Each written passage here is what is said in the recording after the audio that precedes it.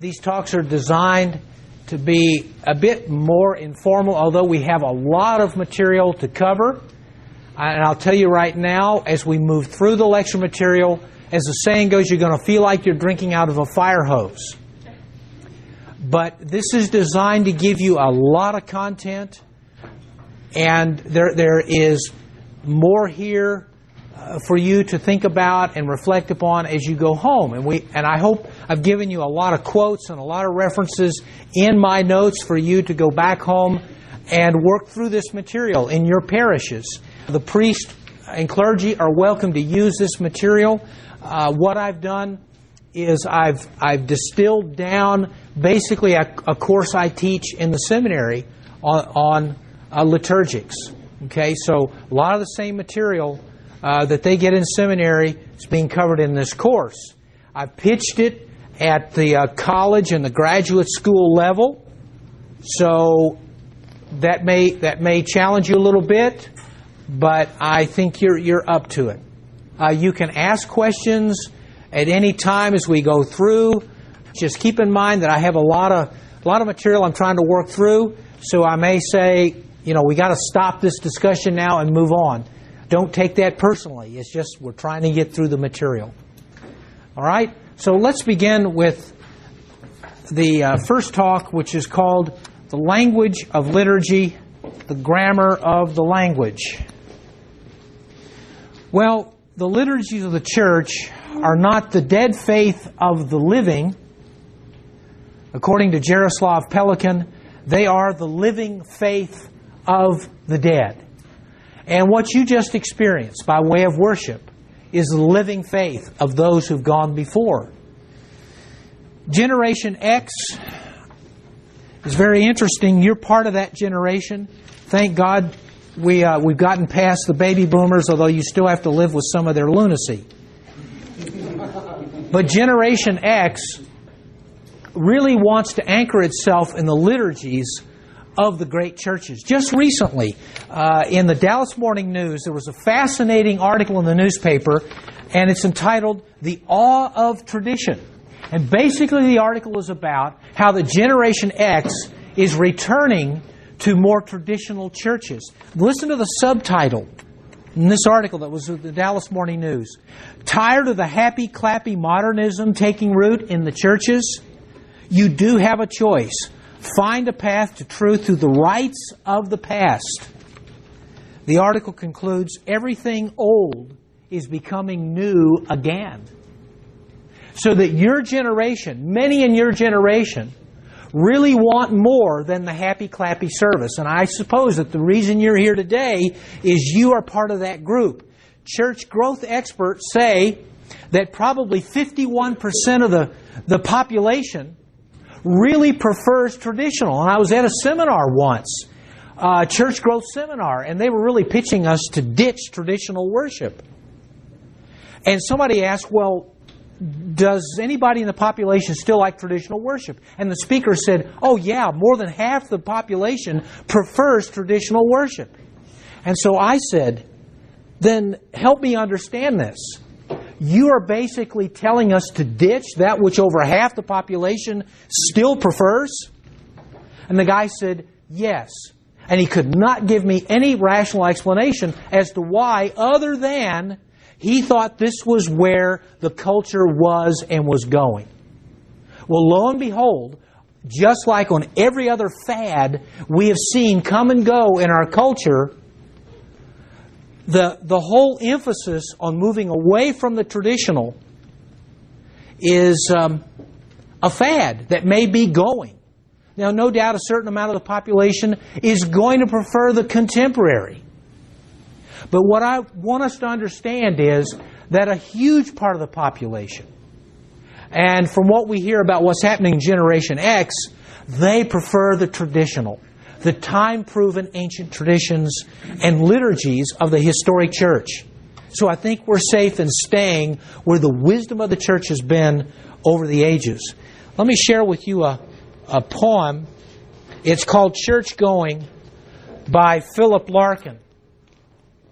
And it's told from a point of view of an unbeliever peeking into an abandoned country church, maybe like this our old church that sits over here that was built in the 1800s, the late 1800s. People have been worshiping God on this site since the 1850s. And the old church over there is the third church. The new church is the fourth church on this property. In the cemetery over there are some of the original pioneers who settled this part of the country in the 1830s and 40s. So imagine someone peeking into that old church, and here's the poem. A serious house on serious earth it is, in whose blent air all our compulsions meet, are recognized and robed as destinies, and that much never can be obsolete, since someone will forever be surprising a hunger in himself to be more serious and gravitating with it to this ground, which he once heard was proper to grow wise in, if only that so many dead lie around. So the purposes of these talks is to understand the biblical principles, the basis of liturgical worship in general, and the Anglican liturgy in particular. Really want you to come away from this seeing a sense of the biblical foundation to the Anglican liturgy. But we have to talk about sort of all liturgy for a while before we get really to the Anglican liturgy in talks 3 and 4. Although we'll have salted in all of the lectures some discussion of the Anglican liturgy. Number 2, to comprehend the biblical theological patterns behind liturgical worship in general and the Anglican liturgy in particular. 3, to learn how the early church produced liturgies from the earliest days, forming Western and Eastern traditions of worship, and especially the Western and Eastern liturgies behind the emerging Anglican liturgies. And finally, to examine the Anglican liturgy as a Reformed Catholic liturgy, its biblical, historical, and theological distinctives. The process of these talks will be to consider liturgy as language. Listen to the following from Augustine's Confessions. Too late have I loved you, O beauty so ancient, O beauty so new, too late have I loved you. You were within me, but I was outside of myself, and I sought you there. In my weakness I ran after the beauty of the things you have made. You were with me, and I was not with you. The things you have made kept me from you, the things which would have no being unless they existed in you. You have called, you have cried out, and you have pierced my deafness. You have radiated forth and have shined out brightly, and you have dispelled my blindness. You have sent forth your fragrance, and I have breathed it in, and I long for you. I have tasted you, and I hunger and thirst for you. You have touched me, and I ardently desire your peace. The early bishop speaks of a communication transpiring between God and him that could only refer to his transformation by the exchange of communion with worship. The reference, I tasted you, clearly alludes to Holy Communion in Augustine's statement. God spoke, and he did not hear. Eventually he did. It was the context of worship in which his heart was opened. Worship is therefore a language communicating God, in which God expects us to communicate back to him with this language. Holy Scripture describes worship as language. Have a reference there to a statement that appears from Genesis through the book of Romans. And there, speaking of Abraham, he built an altar to the Lord and called upon the name of the Lord. The calling, the invoking, implies language. And then we have this passage from the book of Revelation. And the 4 living creatures, day and night, they do not cease to say, Holy, holy, holy is the Lord God Almighty. Where have we just heard that? So the Sanctus. It's called the Sanctus in the liturgy. Okay? Who was and who is to come. And when the living creatures give glory and honor and thanks to him who sits on the throne, to him who lives forever, the 24 elders will fall down before him, who sits on the throne, and will worship him who lives forever and ever, and will cast their crowns before the throne, saying, Worthy art thou, our Lord and our God, to receive glory and honor and power, for thou didst create all things, and because of thy will they existed and were created. So the language of worship or liturgy is the language of glory. The language of glory appears on earth as well. And here we have another reference. Then said the Lord, Behold, there is a place by me, and you shall stand there on the rock. And it will come about while my glory is passing by, that I will put you in the cleft of the rock and cover you with my hand until I have passed by. And the Lord descended in the cloud and stood there with him as he called upon the name of the Lord. And there's the reference to call on the name of the Lord again. The Lord passed by in front of him and proclaimed, the Lord God, compassionate and gracious, slow to anger and abounding in loving kindness and truth, who keeps loving kindness for thousands, who forgives iniquity, transgression, and sin, yet he will by no means leave the guilty unpunished. And Moses made haste to bow low toward the earth and worship, and he said, If now I have found favor in thy sight, O Lord, I pray, let the Lord go along in our midst, even though the people are so obstinate.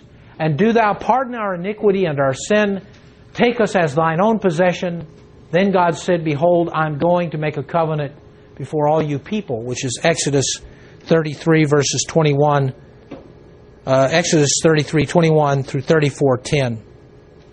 So here are some premises. Number one, to worship God is to recognize His worth or worthiness, to look Godward, and to acknowledge in all appropriate ways the value of what we see. The Bible calls this activity glorifying God or giving glory to God, and views it as the ultimate end, and from one point of view, the whole duty of man. Of course, several Scripture references there.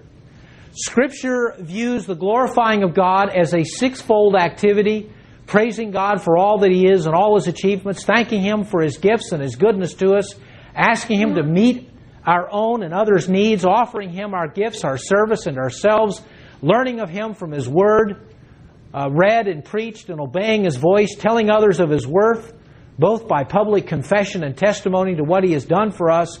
Thus we might say that the basic formulas of worship are these. Lord, you are wonderful. Thank you, Lord. Please, Lord. Take this, Lord. Yes, Lord. Listen, everybody. This then is worship in its largest sense.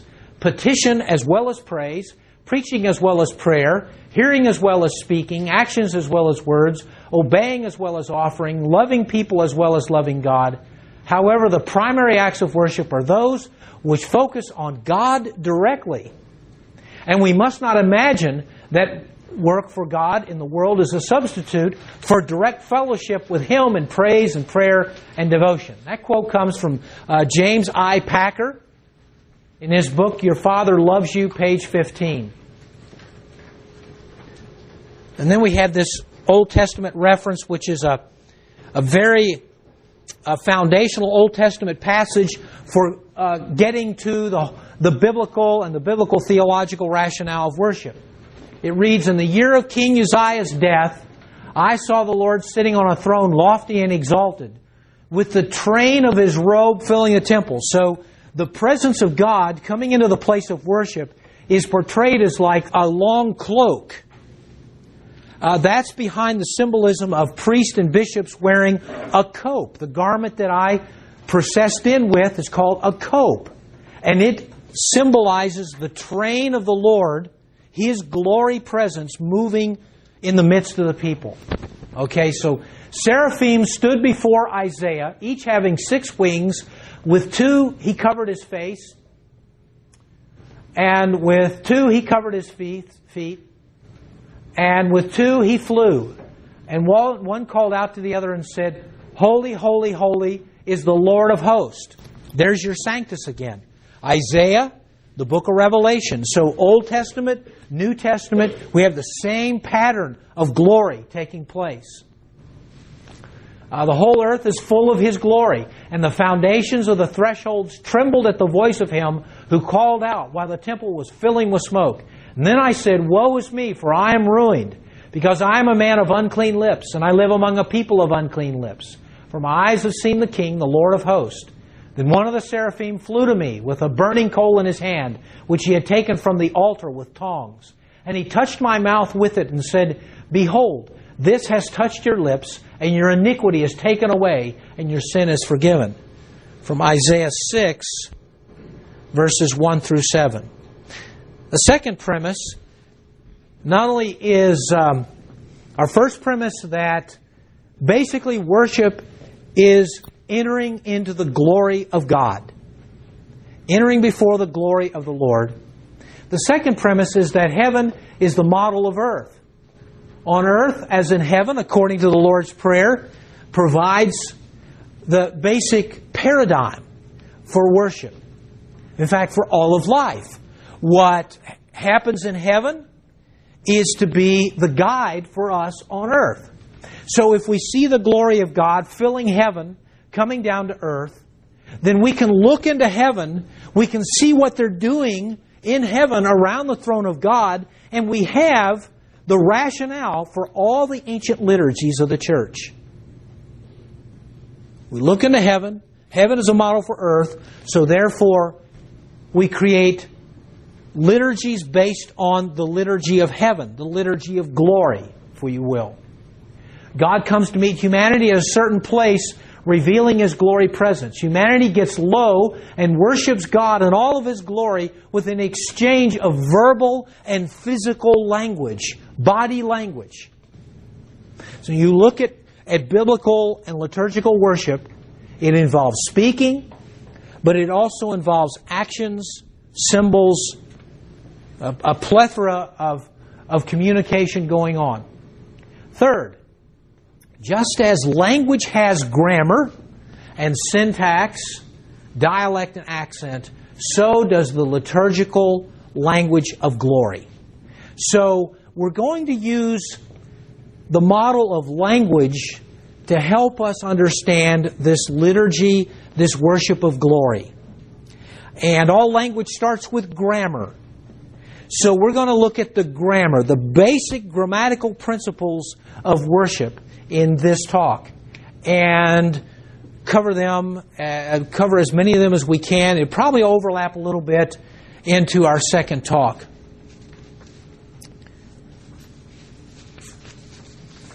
Okay, the first principle, or the first grammatical point, is that glory, we sort of think of glory as an abstract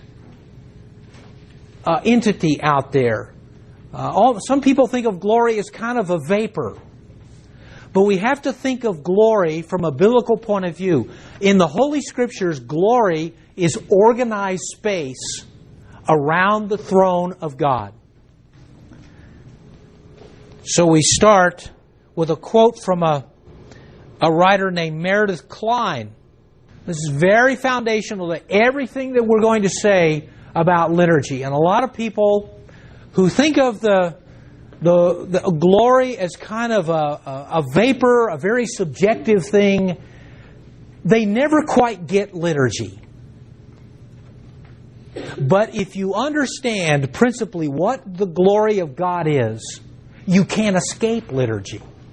Okay. So Meredith Kline, who was a professor at Gordon Conwell, then he moved to Westminster Theological Seminary. He wrote a very seminal work called Images of the Spirit, which is basically a study of what's called the glory cloud. The glory cloud in Scripture. And this is a quote from his work. He says, "In the light of Moses' own interpretive reuse of the unusual verbal imagery of Genesis 1:2." Okay, someone read Genesis 1:2. "And the earth was without form and void, and darkness was upon the face of the deep. The Spirit of God moved upon the face of the waters." Okay, now notice the role. He's going to refer to the role of the Spirit. What was the Spirit of God doing? Okay, hovering. Some texts say brooding over. That same type of language, in fact, the same Hebrew term for brooding or hovering is found in Deuteronomy 32:11. There, the same Hebrew word is found, and the work of the Spirit is like a great bird hovering over, in this case, it's Israel. Now, that was the action of the Holy Spirit And Meredith Kline goes on to say, the Spirit of God in the creation record is surely to be understood as a designation for the theophanic glory cloud. So, what the Spirit creates, what the Spirit does, the Spirit is involved in creation, the beginning of the world. And the Spirit creates this theophanic cloud. This is glory space around the throne of God. And creation, God creates the world through the power of the Holy Spirit with the second person of the Godhead, the divine Logos, there present. Father, Son, and Holy Spirit. But Kline is focusing on the work of the Holy Spirit, this theophanic glory cloud.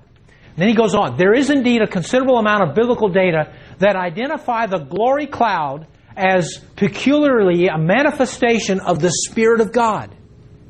When the Spirit of God manifests Himself, He comes bringing a glory cloud.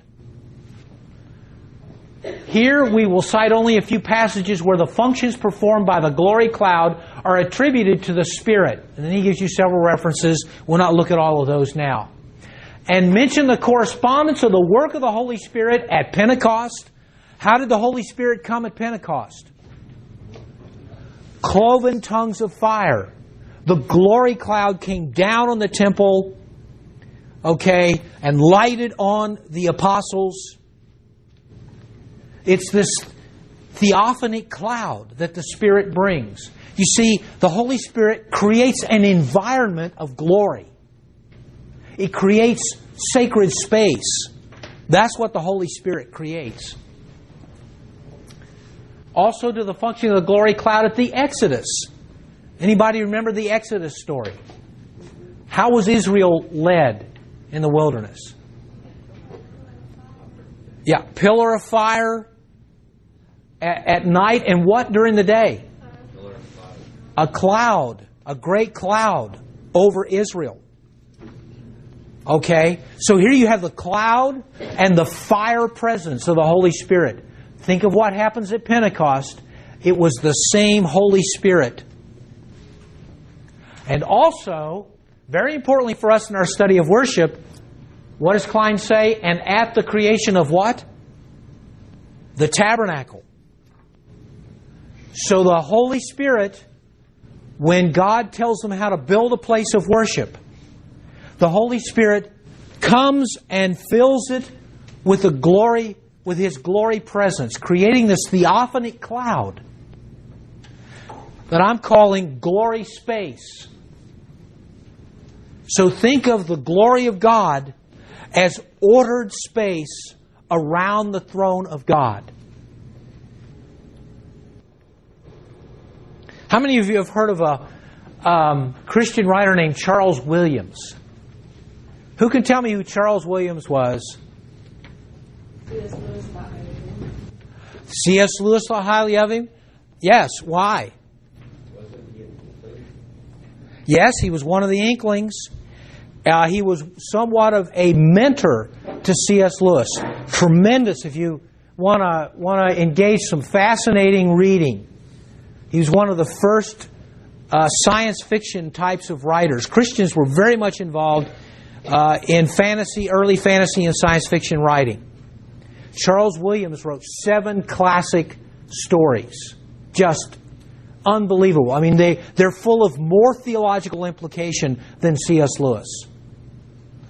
Charles Williams is sort of for the more advanced fantasy literature, Christian fantasy leader kind of writer. Charles Williams is for the more advanced. C.S. Lewis for the kind of the more basic. Although Lewis kind of gets there in Pilgrim's Regress. I mean, that's more compatible with what Charles Williams did. But there's a writer named Charles Heffling who wrote a book on the theology of Charles Williams.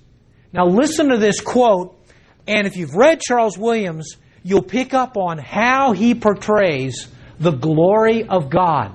Fascinating insight, very biblical, because this will open up all kinds of passages in Scripture to you if you grasp it. Quote, the mazy bright blur that people commonly associate with glory is not exactly what he has in mind. That is Charles Williams. Amazement, yes. Brightness, yes, but not blurry in distinctness. The maze should exact, and the brightness should be exact, and the brightness should be that of geometrical pattern. So when Charles Williams talks about the glory of God, he talks about the glory of God in terms of geometrical pattern. Glory is like what you see through a kaleidoscope rather than what you see through a fog. It is precise and regular, like a solemn liturgy or an intricate dance, which are two of the images Williams uses in his novels for the all-inclusive orderliness that bespeaks the divine. Another, which appears in his non-fictional writing as well, is the image of a city. Think of the book of Revelation, the end of the book of Revelation. We sang about Jerusalem. Places and buildings, each distinct yet connected with others by a network of paths and a multitude of persons with different roles to play and jobs to do, all coordinated with the others in a vastly complex web of interdependence. In fact, Williams even goes on to see what's called the coherence of the divine persons of the Godhead as creating this glory web, this glory city of interdependence. Really a vastly, vastly profound insight. That, for Williams, is an earthly counterpart of heaven, as though to emphasize that glory is not just splendor, but orderly splendor. Williams often speaks of the pattern of the glory. It is one of his most characteristic phrases, the pattern of glory. Keep that phrase in mind. The web of relationships that he means by pattern is intelligible.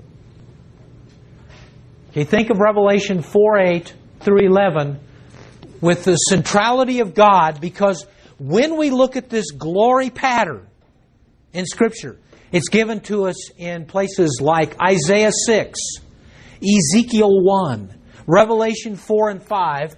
God is on His throne at the center of the glory cloud. And then there are myriads upon myriads out here, and they're behaving in a certain way. They're speaking certain things as they respond to God Almighty in the center of the glory cloud. Now that is the pattern for everything that we have to say, that the church has ever had to say about worship. That is the pattern of the service that we just attended.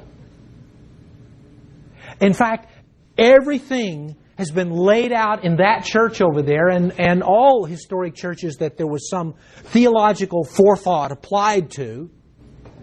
It's laid out according to this glory pattern, this glory cloud. And the church has always understood worship to be like this. It is about being in this glory cloud in some mysterious way by the power of the Holy Spirit, conducting ourselves the way that those in that glory cloud who are already there, the way they conduct themselves. All right, that's the first principle of the grammar of liturgy, or the viewing liturgy as glory. Second, glory as the place to hear God. So when you go into the glory cloud, if you're in God's presence, the first thing we do is we listen to Him. Revelation 4:8 through 11 above, God speaks through His Word, read and preached. We listen. It's a quote from a writer named Walter Brueggemann, who is not, in some of his teachings, he's not thoroughly orthodox, but he makes a very profound statement here in his book, Finally Comes the Poet. He says, quote, "In the end, all we have is the word of the gospel. There are evidences and signs all around us. However, in the great brutal confrontations of public power and in the weeping hiddenness of hurt in persons, that this odd speech of the gospel matters decisively. It is in all of that the odd speech of the gospel matters decisively. We have only the Word, but the Word will do. It will do because it is true that the poem shakes the empire, that the poem heals and transforms and rescues and gives new life fresh from the Word and from nowhere else. And here you have to understand, Scripture is written in all of its parts with a sort of poetic rhythm to it. Even the narrative and historical parts of Scripture have a poetic cast to the way that they are written. That's why the Scriptures are so compact. Someone has said, I think it was C.S. Lewis, that Scripture is written creedally. So it's very pregnant with meaning. From a literary point of view, it's poetic. That's why there's symmetry, imagery to all of the parts of Scripture. And Brueggemann presents that in this book. There are many pressures to quiet the text, to silence this positive, dangerous speech, to halt this outrageous practice of speaking alternative possibility. The poems, however, refuse such silence. Holy Scripture refuses to be silent. They will sound. They will sound through preachers who risk beyond prose. In the act of such risk, power is released, newness is evoked, God is praised. It's a wonderful statement of the power of Holy Scripture, and it's why we listen. Third grammatical point of the liturgy, glory as the place for antiphonal response. Humanity is made, in Genesis 1, humanity is made in what? In the image of God. Okay, so humanity is antiphonally put together. What does antiphon mean? Anybody know? To speak antiphonally means to answer back. To answer back. That's what an antiphon is. There's a part that's said and then there's a response. Well, there's a sense in which anytime we're in the presence of God, there is this giant conversation going on between God and the participants. But that is because humanity is made, if you will, to be a living antiphon. We are made to answer back to God. So this antiphony is verbal. It's the principle of parallelism in the book of Psalms. Think of how the book of Psalms is written. Everything is laid out antiphonally. It's called Hebrew parallelism. As a matter of fact, that is the way the Hebrew mind works because God made humans as living antiphons. We are to mirror back God. We are to answer back what God says to us. In fact, our whole life is to be antiphonally this answering back to God. So when you press into the nature of Old Testament literature, it's all laid out like this. So worship is answering back to God with the words and the ways He wants. So when in the book of Revelation, John sees up into this glory cloud, the passage we just read, God speaks and the whole congregation is answering back. But it's also visual. This antiphony is visual. It's not just verbal. Let's talk about the tabernacle and the priest's clothing. Meredith Kline, again, in this book, Images of the Spirit, he says, the priestly vestments had the glory cloud for a pattern. So, here he's saying, whatever you see in the glory cloud, the individual priest in his vestments paralleled what the inside of the glory cloud looked like. in the Old Testament, the priest's clothing, was to remind people of this space that the Holy Spirit creates around the throne of God. Klein says this becomes readily apparent once we have recognized that the tabernacle too was a replica of the glory cloud. For there are striking similarities between the tabernacle and priestly vestments. Like the word kavod, which means glory.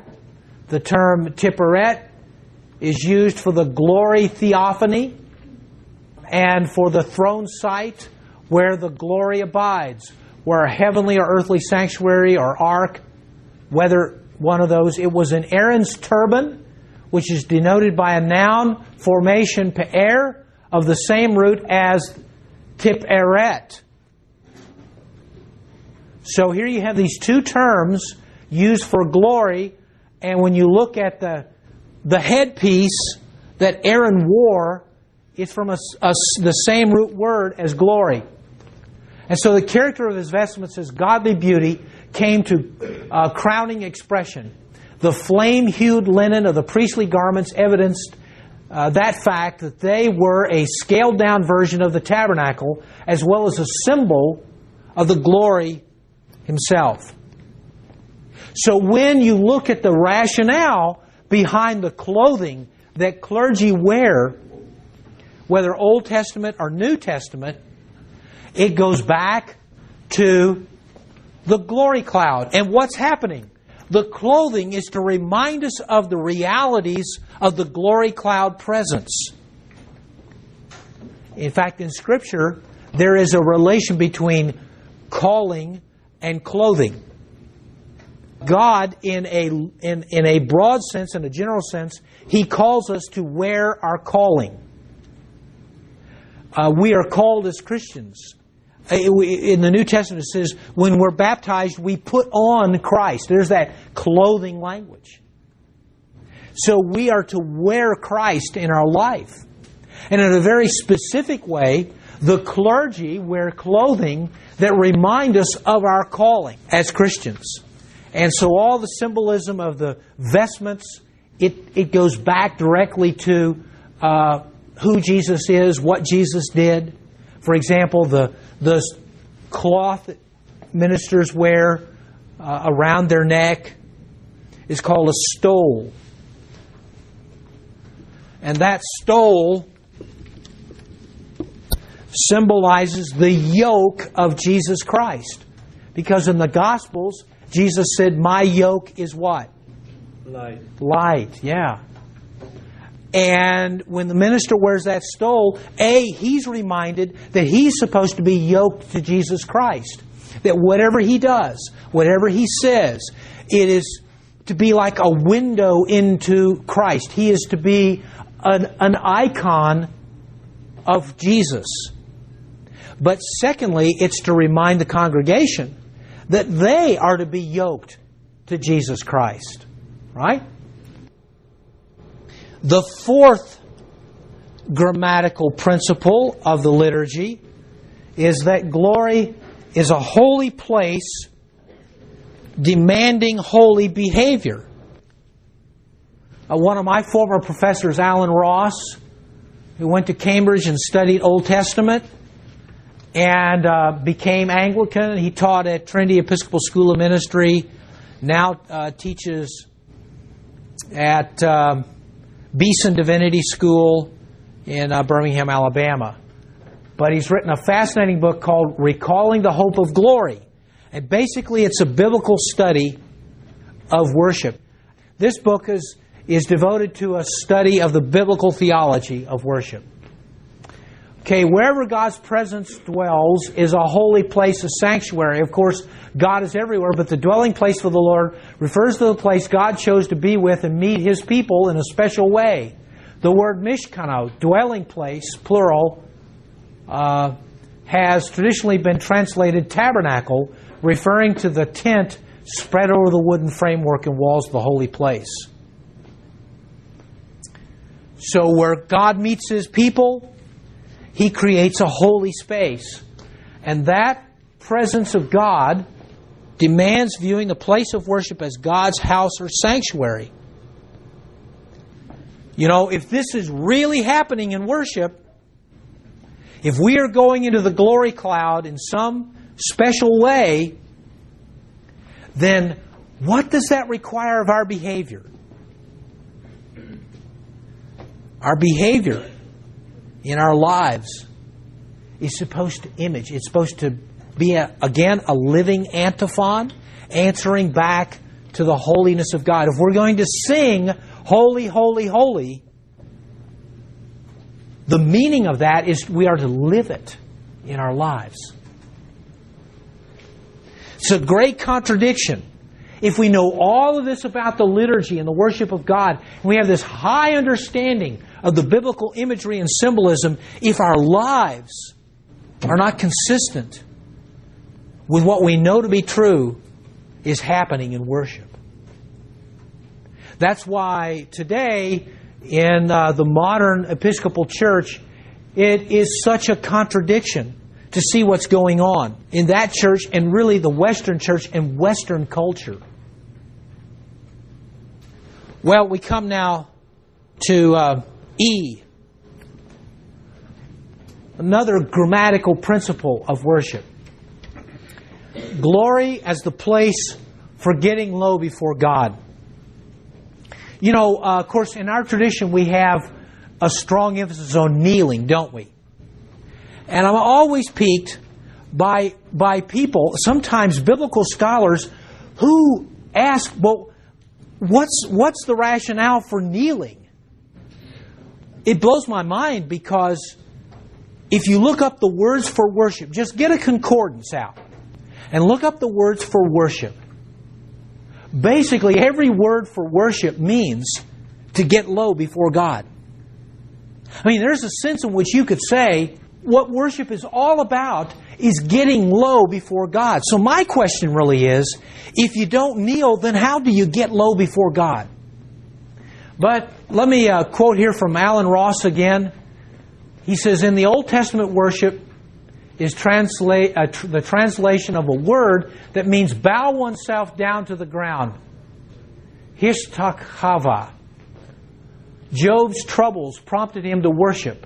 He tore his robe, shaved his head, and falling to the ground, worshipped. At Solomon's dedication of the temple, all the people saw the fire coming down to the altar and the glory of the Lord above the temple, and they knelt with their faces to the ground and worshipped and gave thanks to the Lord. Likewise in the New Testament, one key word for worship, proskuneo, also means to bow down or to kiss.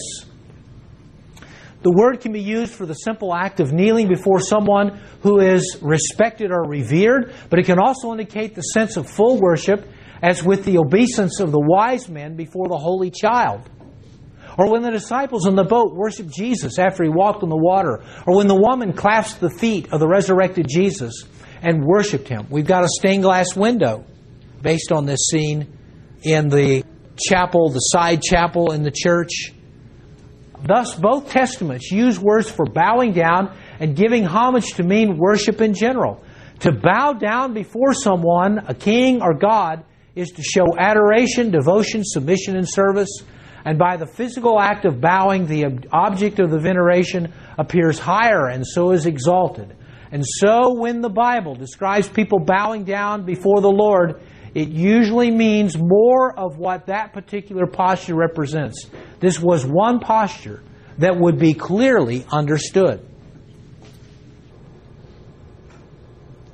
And now I've got for you in your notes, I think, a rather interesting study called The Cosmic Implications of Kneeling.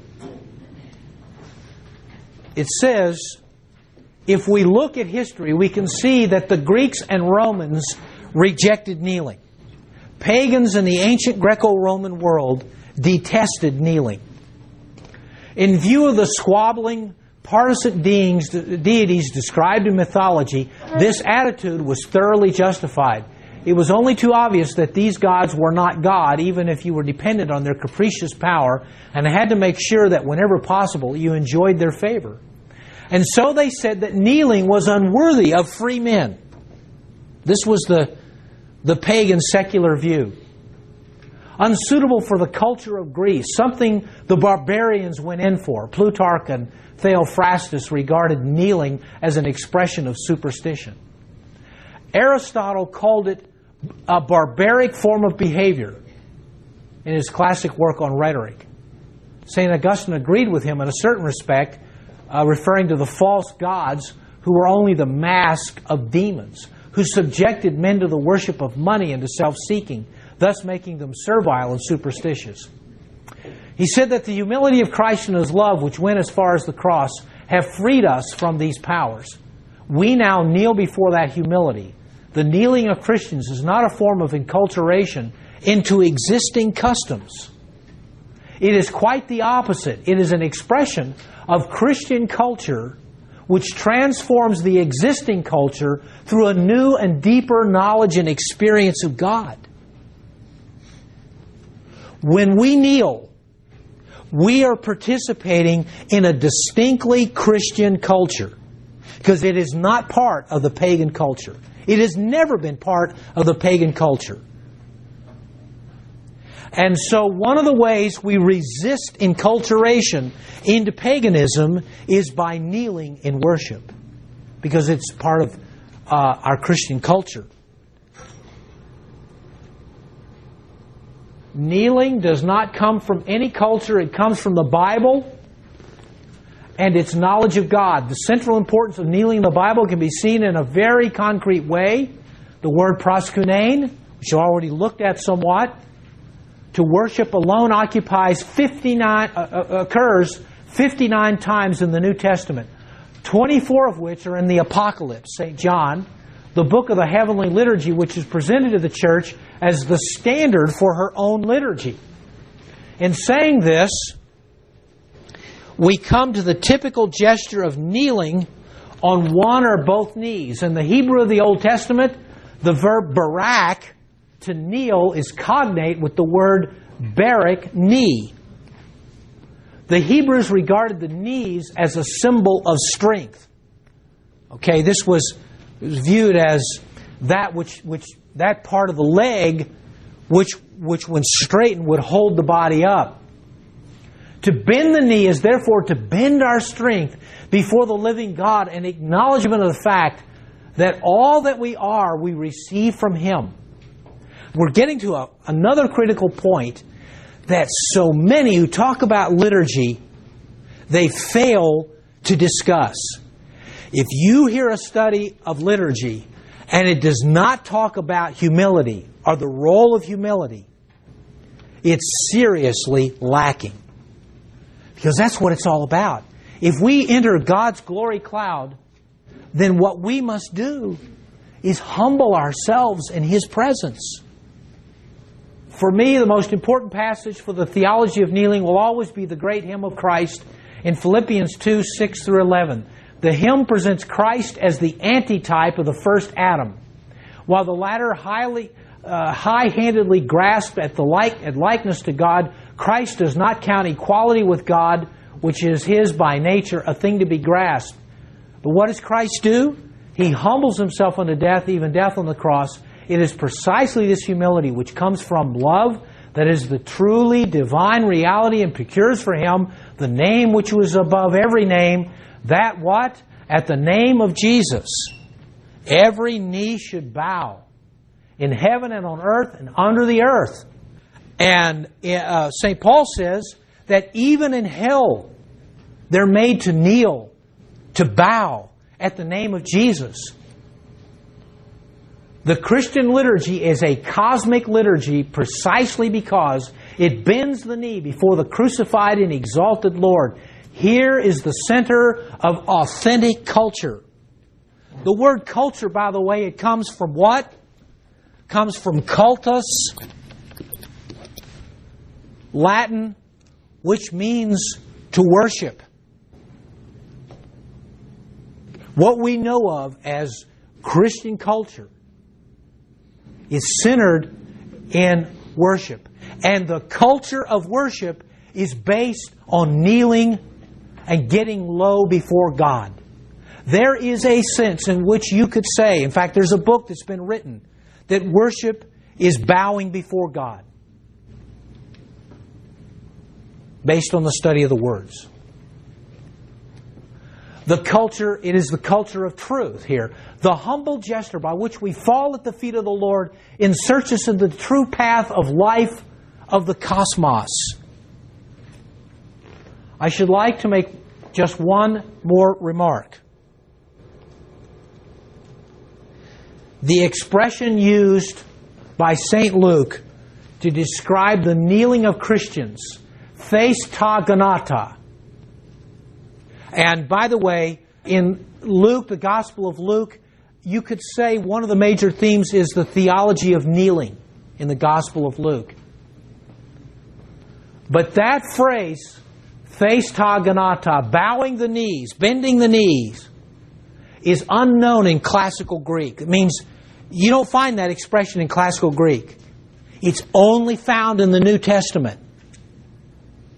Because when we talk about kneeling, this is at the heart of the culture of Christianity. Whatever the culture of Christianity is, it is about getting low before God, kneeling, because that is how we physically express humbling ourselves before God. We are dealing here with a specifically Christian word. With that remark, our reflections turn full circle to where they began. It may well be that kneeling is alien to modern culture. It is. Modern culture hates to kneel. Why? Because it's arrogant. The tragedy is that it's come into the church. So that we have to spend time talking in the church about what was assumed by all Christians. You know, I tell the story that here in Dallas, there is First Baptist Church, very large Baptist church. And some friends of mine were taking a tour of First Baptist Church. And they noticed that on the first 12 pews were kneelers in this large Baptist church. And the tour guide, somebody who worked there in the church, explained it this way. She said, because someone asked her about the kneelers. She said, "Oh, those kneelers are there because we used to kneel for worship." Every Protestant denomination basically used to kneel for worship. They only got away from it in the Industrial Revolution, when you had this mind-soul-body separation, that somehow we can kneel before God without our bodies. How does that happen? I don't know. Now, listen to what he says. "Insofar it is a culture, for this culture has turned away from the faith and no longer knows the one before whom kneeling is the right, indeed the intrinsically necessary gesture. The man who learns to believe learns to kneel. And a faith or a liturgy no longer familiar with kneeling would be sick at the core." It is sick liturgy that we're infested with in the church, you see. Where it has been lost, kneeling must be rediscovered so that in our prayer we remain in fellowship with the apostles and martyrs, in fellowship with the whole cosmos, indeed in union with Jesus Christ Himself. So it comes from a book called The Spirit of the Liturgy, in which this is an article written by Joseph Ratzinger, The Body and the Liturgy. He's the current Pope, the Bishop of Rome. Now his point here is that when we look at the posture of people in the glory cloud, what's the posture of the glory cloud? Getting low before God. Okay? That's what's going on around the throne of God in heaven. So why shouldn't we do that here when we worship God? As one of my friends says, you know, if that's what we're going to be doing for eternity, we better start practicing now.